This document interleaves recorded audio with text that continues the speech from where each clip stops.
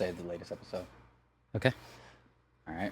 All right. In 3, 2, 1. Welcome back, everybody, to the latest episode of the Brooks and Banks Show. The show where everything matters and nothing matters. That's right, baby. I'm one of your hosts, Brooks Nelson. Banks Nelson, OptiMystic Banks. That's right. That's right.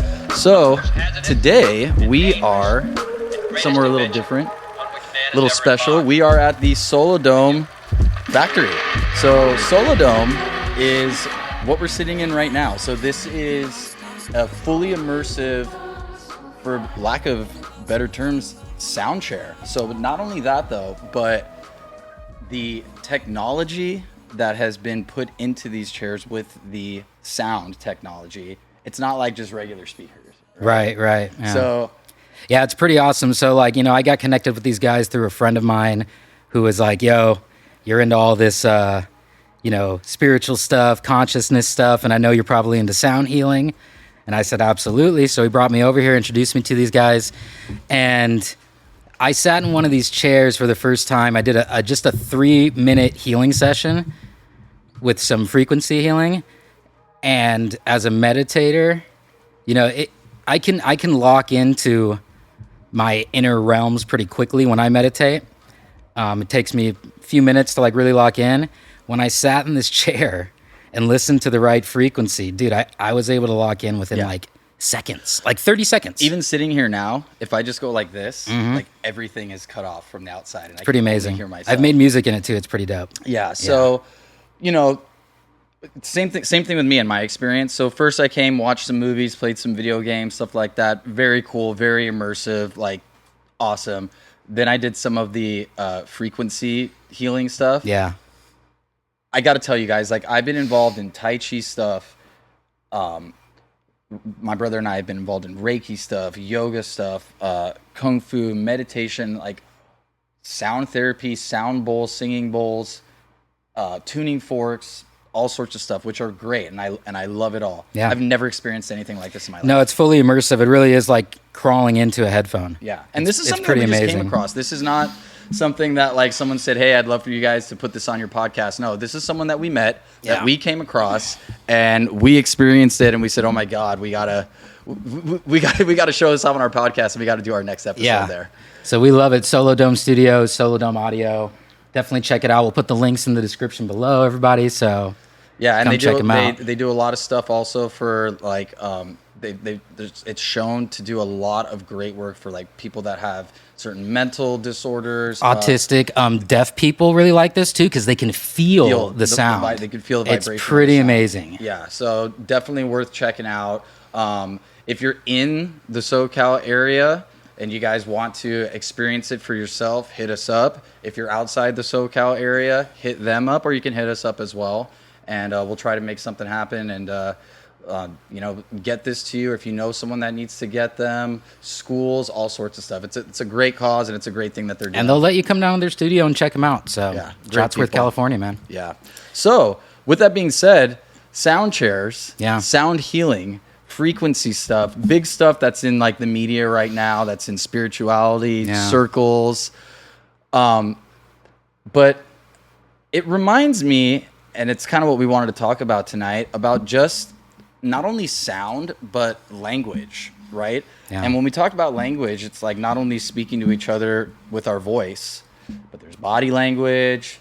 There's also like hidden or secret languages or things that we, extrasensory languages and stuff like that, which brings us back to synchronicities.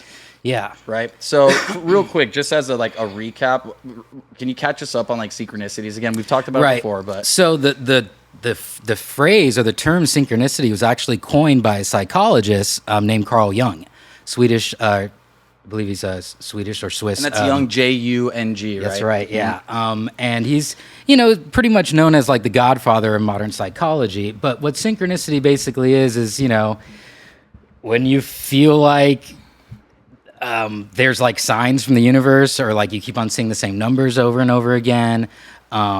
A lot of people seem to see it with numbers at first, but just even little things where you're like, you were things that you resonate with, or like you were just thinking of somebody and then they call you. That's synchronicity, right? Or you know, you were just listening to a podcast with Snoop Dogg on it, and then you go over to your friend's house and he's listening to Snoop Dogg. Yeah. Like, those are synchronicities, right? And I've often said that synchronicity, what it basically is you noticing you, noticing you. And once you notice you, none of you can unnotice any of you.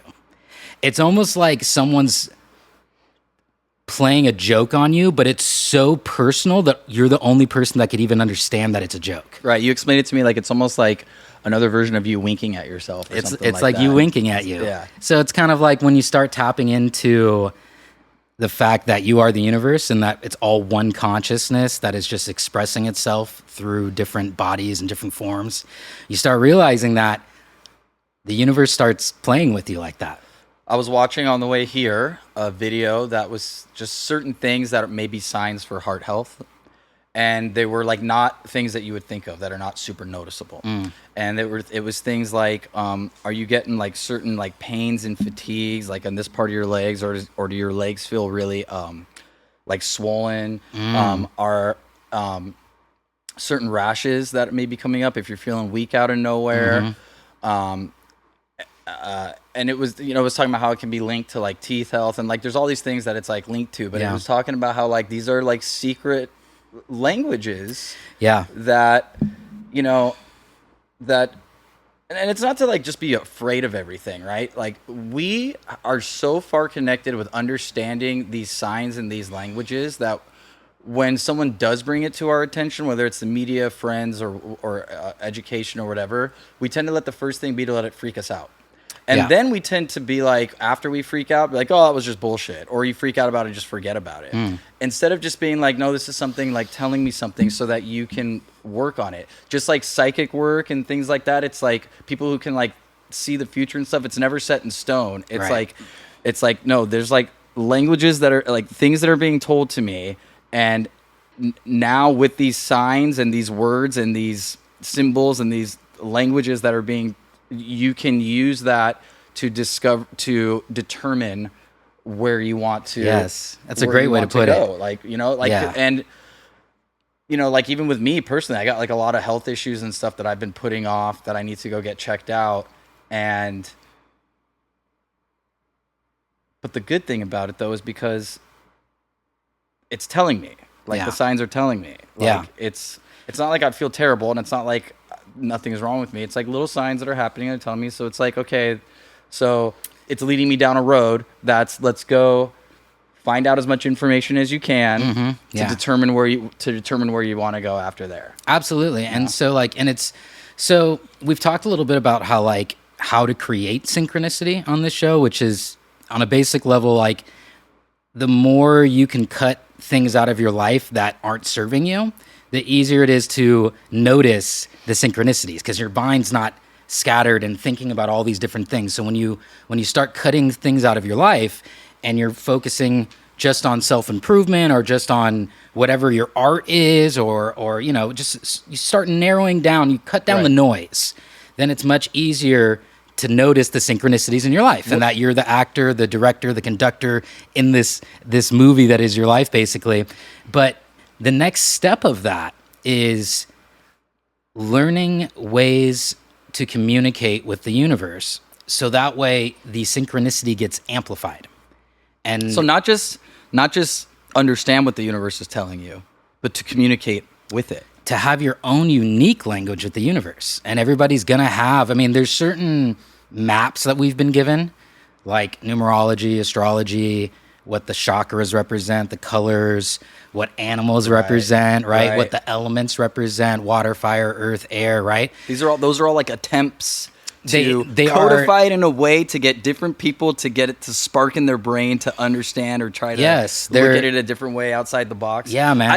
I've never considered any of those to be like literal. Like whatever, like the 5 elements, the yin yang symbol, the I Ching, you name it, the Bible.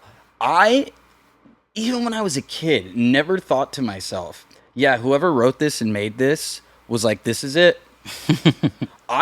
Even when I was a kid, I thought to myself, no, someone made this as like okay, okay, you're not understanding it this way, you're not seeing it. Mm-hmm. Let me speak it to you in Spanish then, and then you might be able to understand. It's interesting too because, you know, we've talked about how awakened, enlightened people throughout history often have to, in a way, kind of hide their teachings in parable, in rhyme, and metaphor.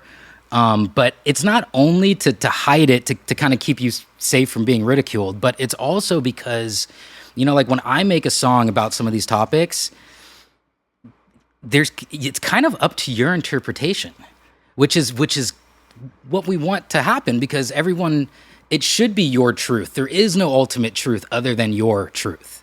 That is the ultimate truth. Okay, you know? serious question. Do you think every sacred religious major text, the Quran, the Bible, what have you, even philosophies,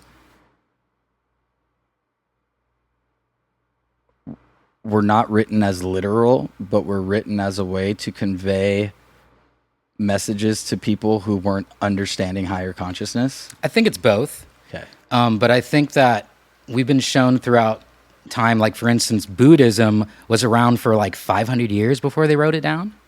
So it was all like, you know what I'm saying? Like, and like, you know, we know that a lot of the books in the Christian Bible were written, you know, after his death, 150 years, 200, 300 years later. And as far as we know, even someone like Jesus wasn't going around writing stuff and publishing stuff. No, and it's interesting because, I mean, if we go back, like most tribes and Aboriginals, like they didn't write stuff down. It wasn't until like the Europeans came over and they were like, oh, this is so interesting, we want to scribe this.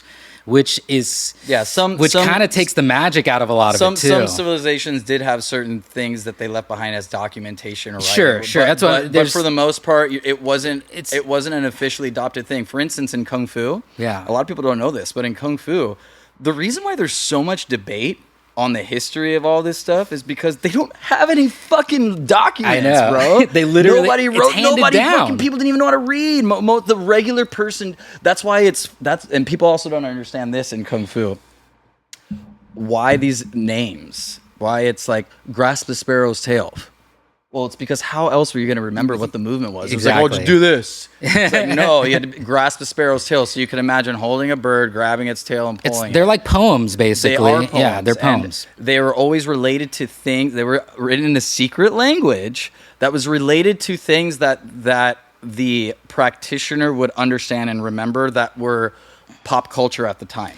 It's interesting so too, like because golden chicken stands on one leg, and because there's a lot of stuff about like golden chickens and their mythology and stuff like that. And it's interesting too because a lot of Asian writing is in kind of like pictorial. They're pictograms. Right. So it's like a symbol represents a whole idea more than spelling out. Sounds. It's very interesting. So, and I think that what I want to touch on too is just that, you know, when I first got into tarot and like astrology, what it taught me was that colors all represent things, the elements represent things, the numbers of the cards represent things. So it kind of made me, I'm like, interesting how this is a way to communicate with like the flow of consciousness in the universe.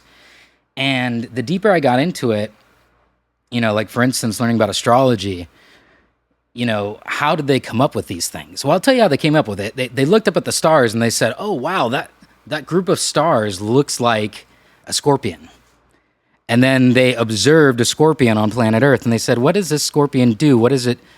What are its characteristics? How does it act? And that then became Scorpio, the astrological sign. And what I want people to kind of grasp their head around is that this is all a part of the holographic nature of this universe. That everything is a microcosm of the macrocosm.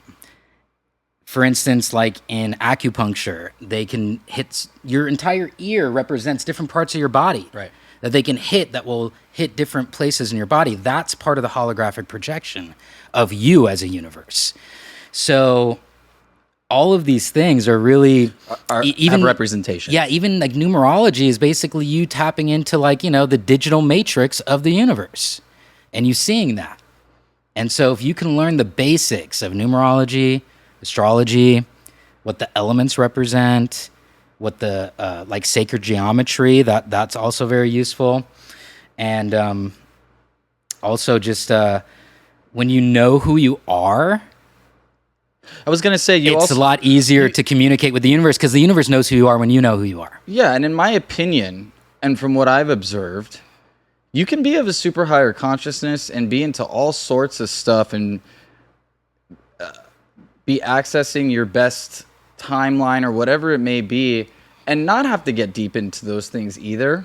But I'll tell you this, Banks. A lot of the stuff that you just said, I'm thinking to myself, oh my God, so many people are like, you lost me now. But this seems to be a reoccurring thing that we've talked about, where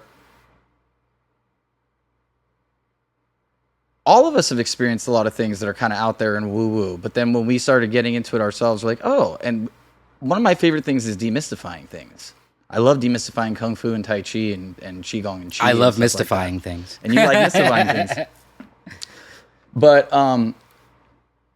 a lot of the stuff that you used to talk to me about, it was stuff that I was like, okay, yeah, whatever. But then the more that you would show me about it and teach me about it, even just little gems, there'd be a synchronicity where later on I'd be like, oh man, like, wow, that's, I kind of understand this. And like, this is what Banks is talking about. In fact, we just had a friend of ours who we did a lot of manifestation stuff with. He was a client of my brother's.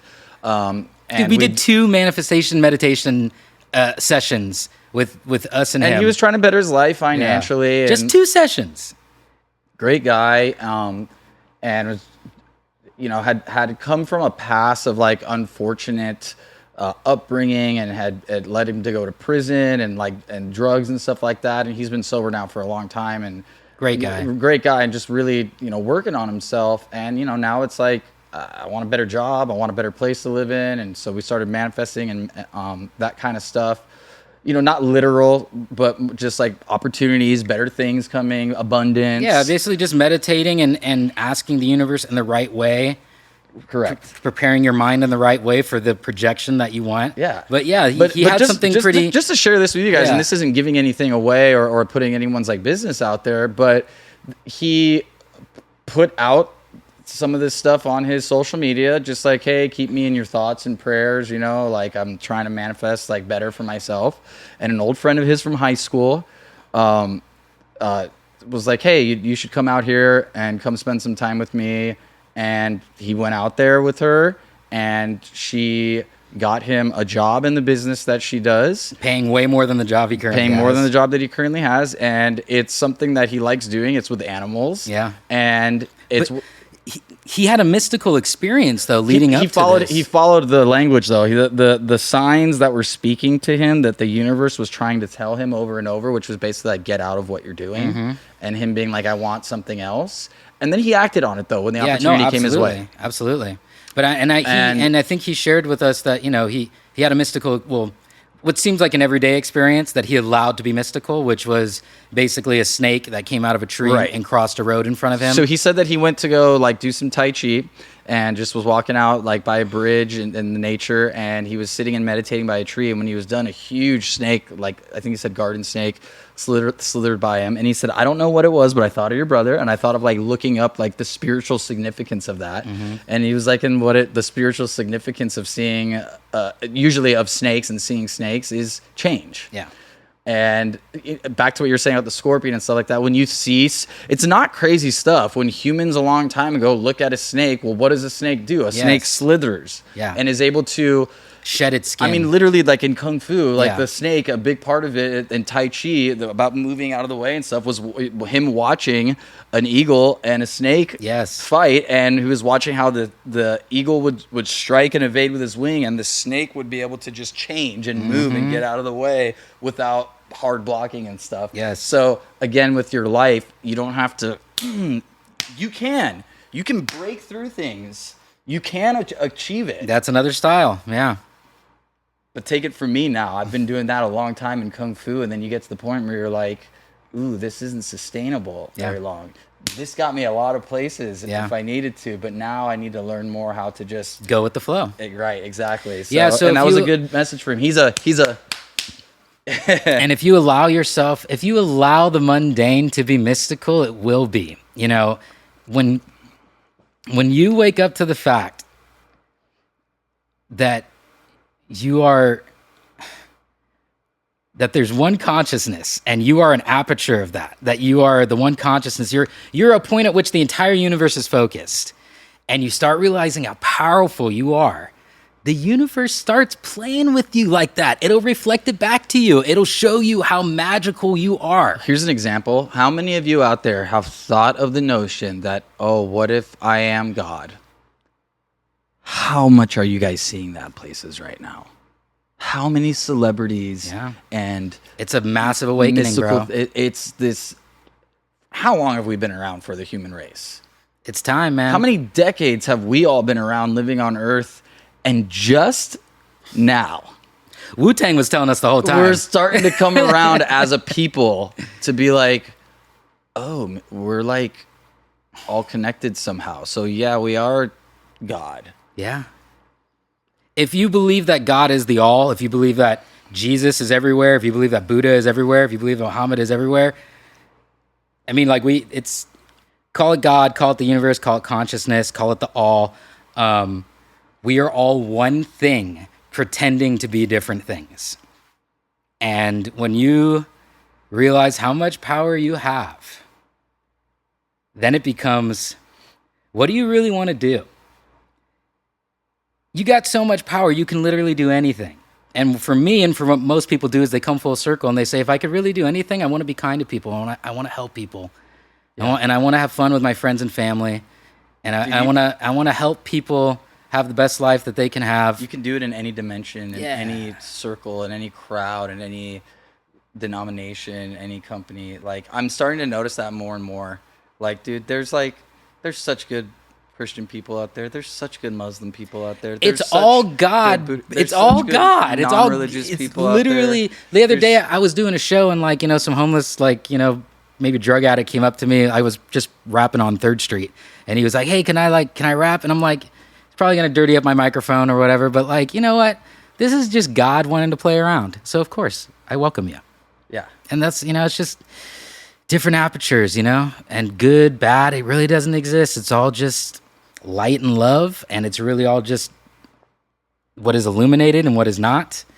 And that projected outward can get into some pretty drastic, left wing and right wing perspectives of things. Not talking politics necessarily, but and that's why in Buddhism and a lot of Eastern philosophies they talk about the middle path. Yeah. That if you live a life of stoicism and you can achieve this in between the black snake and the white snake, it's right in between. Yeah. It's like a fierce path where it's all of a sudden it just opens up in its flow state. It's amazing that it's the middle path. You don't get nothing's too exciting, nothing's too boring, nothing's too good, nothing's too bad. You bring it in. Because everything must have its opposite, like we've talked about before. Yeah. So if you're going to be extreme on the good, then the extreme bad is going to exist too. Yeah. And again, when we talk, what's the opposite of middle? Middle. Yeah. Or it's like, what's the opposite of everything? Nothing. So, and you will find that bliss exists in that middle. Yeah. So everything in my life, the language that the universe is speaking to me, it's basically everything is telling me, but you should just stay in the middle. Yeah. It's like, oh, should I be focusing on my corporate stuff? Like, oh, I need to go really hard on my teaching Tai Chi and Qigong stuff. Oh, I need to be going really hard and taking care of my body. I need to go really hard on spending more time with my kid. And it's like, you can't. You can't. You gotta realize that everything you're trying to achieve exists right here and right now. Yeah. Just a different version of it, like we've talked about before. Yeah. When the truth is, letting go of that, man, is really the key. Just keep doing your job. Yeah. Yeah. Just keep building your Tai Chi stuff. Mm-hmm. Yeah. Just keep spending time with your kid. Yeah. Yeah. Just keep making yourself better and taking care of your body. Follow your highest excitement first. Yeah. Do what is fun, because if you follow what's fun, eventually it'll make you funds. I promise you that much. That's right. So listen to the universe and talk back to it by setting things in action and telling the universe what it is that you want, what it is that you are. And you guys are beautiful. You guys are a ray of light and energy and you're a beacon of just possibilities, and you're an example to other people of what is possible. That's right. You're here for every one of you is a miracle, and I'm so happy to be living in, as crazy as the world is right now, to be living in a time where we all get to experience this together. Isn't it dope that we're all alive at the same time? It's pretty freaking amazing. It's really starting to feel like I'm like so happy that I get to live at the same time as you, bro. It's so dope. This is like movie times we're living in right now. Yeah. It's like I feel like we're like on an offshoot of like a different dimension. We are, bro. Shit's We're creating wild. it, man. Snoop Dogg's old. We making this up as we go along. I was about to say Snoop Dogg. Hey, Snoop Dogg is like literally he beat the story mode. Now he's just on side missions, bro. Fucking love you, Snoop. Yeah, he's Keep just at it, running bro. around collecting skins. Yeah, that fool's just doing side missions, bro. There's somebody on the corner that's like, in this hand I have. And he's like, you know what? This game's so much fun. I'm just gonna keep playing. That's it, baby. So have fun, man. Have fun, and the funds will come. I promise. Thanks for joining us, guys. Love you guys. Brooks Be and good. Banks Show. Show everything matters. Nothing matters. That's right. Peace.